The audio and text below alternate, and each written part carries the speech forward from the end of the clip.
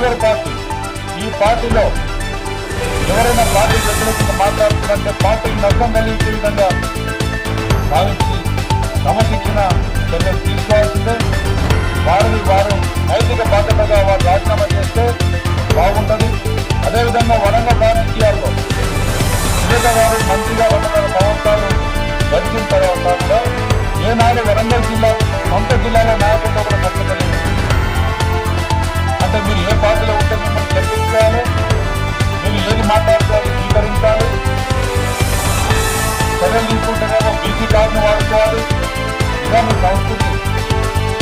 మీరు మారని పార్టీని మీరు మాట్లాడని మాటల్లో ఏ నాయకుడిని మీరు రాజశేఖర రెడ్డి గారిని ఆ తర్వాత కేసీఆర్ గారిని ఎక్కడ ఉంటే అక్కడ వారిని విమర్శించే సంస్కృతి ఇది ఎంతవరకు ఒకసారి ఆత్మవిమర్శ చేసుకోవాలి. మీరు ప్రజలకు చేస్తుంది ఏంటి, అక్కడ జిల్లాలో మీరు మాలాంటి ఎమ్మెల్యేలకు మీరు చేసిన సహకారం ఏంటి ఒకసారి ఆత్మవిమర్శ చేసుకోవాలి. అంటే మీరు కూర్చో మాత్రం ప్రతి ఒక్క నాయకులు అయిపోతారా?